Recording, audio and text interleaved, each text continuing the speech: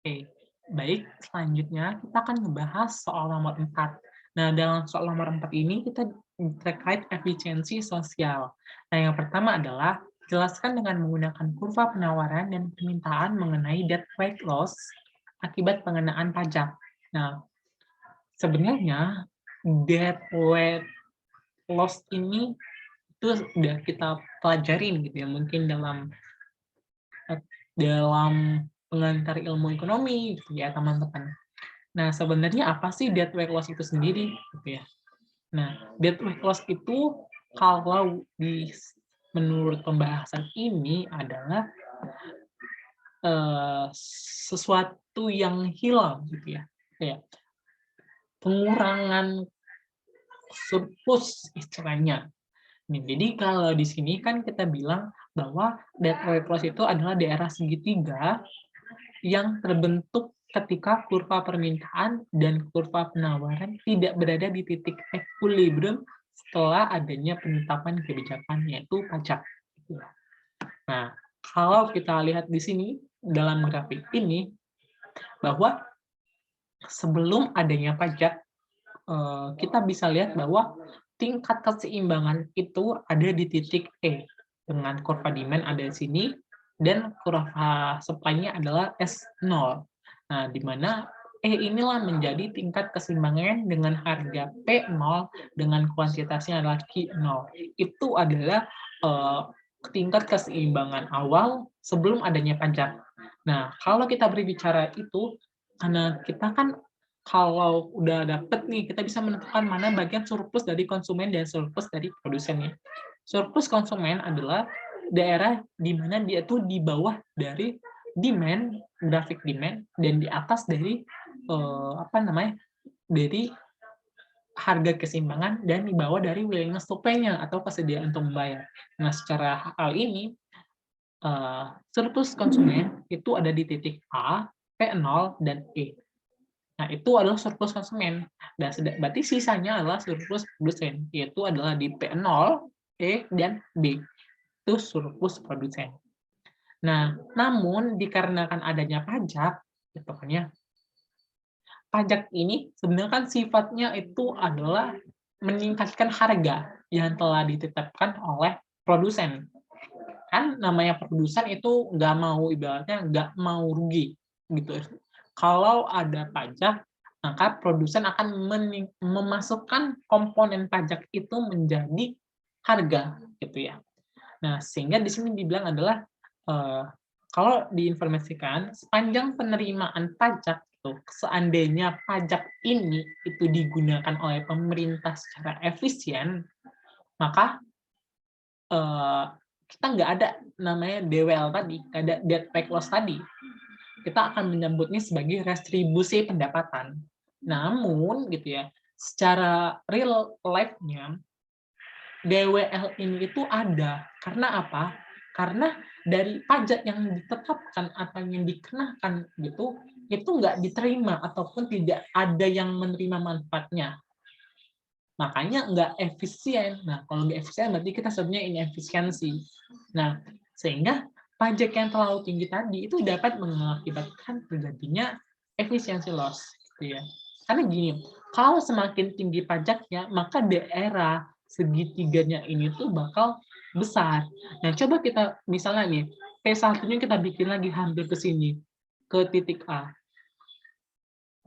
Itu kan ya. Ini bisa ya nggak dicoretnya?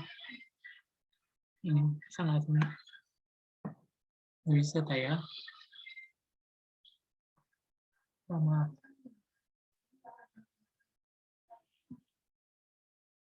Nah, misalnya di sini.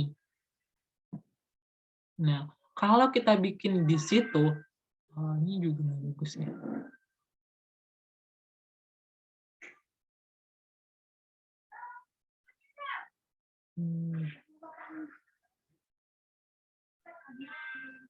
Nah, sedangkan kalau kita bikin di bawah ini,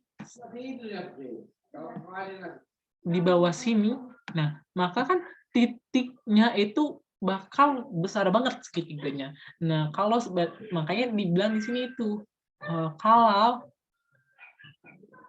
kalau pajaknya semakin tinggi, maka efisiensi loss-nya juga bakal tinggi, seperti itu. Ini bentar. Oke. Nah, bentar ya.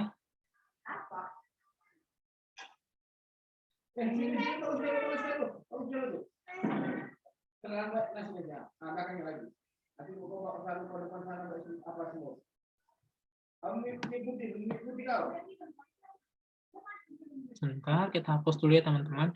Oke, nah jadi seperti itu. Jadi semakin tinggi gitu kita ditetapkan pajaknya, maka semakin DWL-nya juga semakin besar karena ya seperti contoh tadi, kalau kita tarik ini P1-nya kita tinggikan lagi menjadi di sini dan P2-nya di sini kan daerah segitiganya juga bakal besar banget seperti itu teman-teman. Makanya dikatakan kalau pajaknya tinggi maka efisiensi loss-nya juga bakal tinggi seperti itu. Nih. Ya. Nah, di sini juga kita lihat bahwa karena ini kan pajaknya gini, karena ada tadi aku sebutkan bahwa dengan penetapan pajak tadi, maka harga-harga semakin tinggi. Nah, contoh makanya alhasil kurva dari supply sendiri itu bakal bergeser dari ke arah kiri atas. Nah, makanya dari titik S0 menjadi S1. Nah, jadi karena pergeseran ini, tentu kuantitas yang akan ditawarkan oleh produsen juga bakal berkurang, gitu ya. Dan juga permintaan akan barang juga bakal berkurang tentunya, karena kan prinsipnya kan masyarakat konsumen itu secara demand itu pingin harga yang murah. Nah, ketika harga murah maka kuantitas juga bakal banyak. Kebalikannya kalau dari produsen dia pingin harga yang tinggi gitu ya.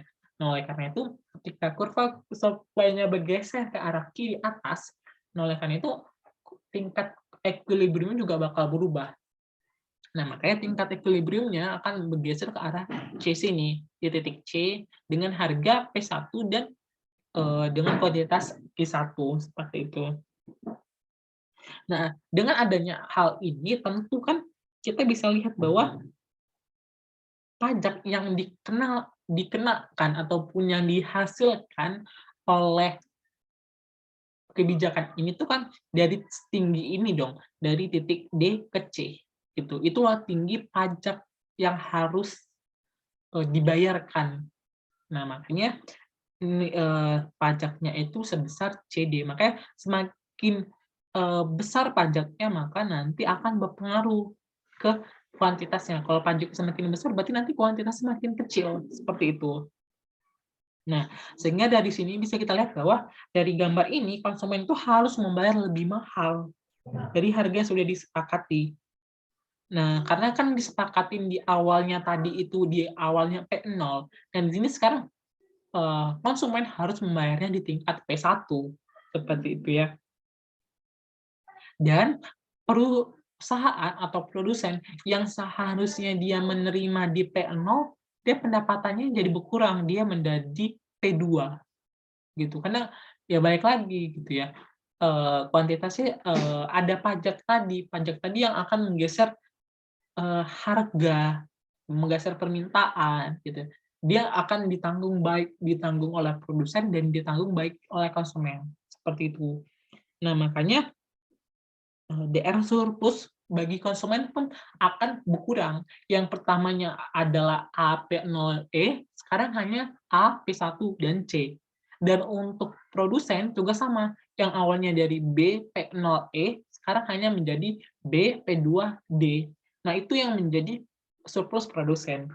Sedangkan untuk penerimaan pajak yang diterima oleh pemerintah itu hanya sebesar ini aja, yang segi 4 ini aja, yaitu P2, D, C, P1. Nah, itu yang akan diterima oleh pemerintah. Sedangkan yang C, D, E inilah yang akan kita sebut sebagai loss. Nah, ini tidak diterima oleh siapapun, baik bagi pemerintah, produsen maupun konsumen. Gitu. Nah, makanya ini yang akan diwanti-wanti ataupun dijadikan red flags-nya seperti itu ya. Makanya sebaiknya dalam hal ini tuh pajak itu jangan terlalu tinggi gitu. Karena semakin tinggi pajak maka DWL-nya juga akan semakin tinggi gitu ya. Oke. Nah, dalam hal ini bagian B, jika pengenaan pajak itu menyebabkan DWL, apa argumen pemerintah terkait intervensi pasar dengan pengenaan pajak? Nah, dalam hal ini sebenarnya kan pemerintah menetapkan kebijakan terkait pengenaan pajak itu bagi masyarakat itu kan untuk kepentingan publik gitu ya. Kan ibaratnya pemerintah itu kayak memungut dan akan disalurkan kembali lagi bagi kepentingan rakyatnya, bagi kepentingan masyarakat. Nah, tapi pajak itu kan harus gitu. Pajak itu kan harus digunakan atau dimanfaatkan untuk kepentingan masyarakat yang sebesar-besarnya, gitu ya. Untuk kemakmuran, gitu ya, untuk kemanfaatan. Jangan sampai pajak itu tidak bekerja ataupun tidak dioptimalkan, gitu. Kalau pajak itu nggak dioptimalkan kan percuma gitu, jadi sayang. Makanya itu jangan sampai ada yang tidak efisien, gitu ya. Gitu. Kalau di sini katakan makanya seharusnya tidak ada daerah inefisiensi, yaitu deadweight clause dalam penetapan suatu kebijakan. Nah, di sini dikatakan maka jika deadweight clause tersebut dapat dikurangi, nah dikurangi loss daerahnya, maka efisiensi akan tercipta. Nah, untuk mengurangi daerah DWL tadi kan otomatis dengan penurunan pajak sendiri, gitu ya. Nah, oleh karena itu, maka semua pihak akan mendapat keuntungan yang utuh dari suatu kebijakan yang ditetapkan. Kalau ada tadi DWL kan, DWL itu tadi nggak dimanfaatkan oleh pemerintah, masyarakat, konsumen, produsen, enggak. Tapi kalau kita bisa memanfaatkan atau mengurangi daerah yang dari segitiga tadi, DWL itu, maka akan bisa jadi bermanfaat. Surplus konsumen semakin tinggi, pajak juga akan semakin tercukupin, dan juga terkait surplus produsen juga bakal tercukupin. Nah, sehingga dana yang terkumpul akibat suatu kebijakan akan termanfaatkan secara optimal. Oke, mungkin itu saja dari aku. Untuk kurangnya mohon maaf. Terima kasih, teman-teman.